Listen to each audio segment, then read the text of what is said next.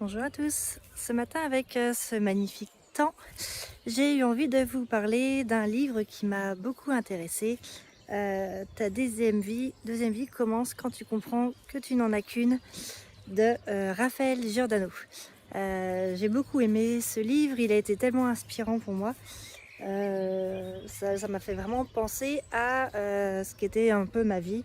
C'est-à-dire on a une belle vie, on a une famille heureuse, un conjoint qu'on aime, euh, un travail dans lequel on est plutôt bien et tout ça. Et finalement on se rend compte qu'il manque toujours quelque chose, on n'est jamais vraiment content. On est inscrit dans une routine, le matin on se lève, on va au travail, on prépare les enfants, on va au travail, on fait un peu tout ce qu'il y a à faire.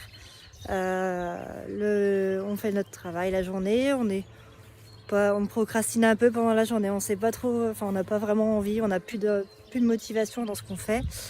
Le soir on rentre, on s'occupe des enfants, le conjoint, la nourriture, tout ça, on s'occupe vraiment de tout. Et au final, on a fini la journée et on s'est aperçu qu'on n'a rien fait qui nous a vraiment passionné, un truc qui nous a vraiment plu.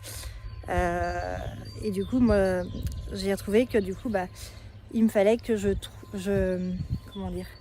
que je change de cet enfermement. Je suis entrée vraiment dans une routine aiguë. Si ça, on peut appeler ça comme ça.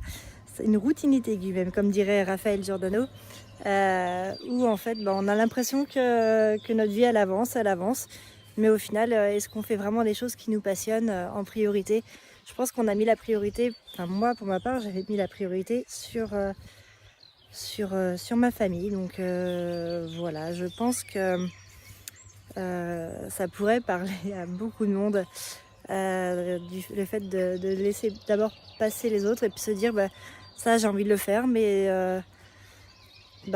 j'ai pas le temps de le faire, j'ai pas le temps, je sais pas comment faire pour pouvoir y arriver. Donc je ferai ça plus tard quand j'aurai du temps, quand les enfants seront grands, quand par exemple la maison sera payée, quand toutes les choses qu'on est en train de faire en ce moment seront faites. C'est comme ça qu'on perd tout son temps et qu'on arrête, je pense, de croire en ses rêves et de réaliser ses rêves.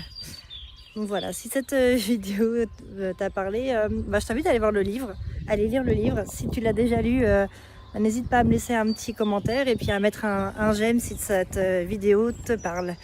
Voilà, bonne journée à tous.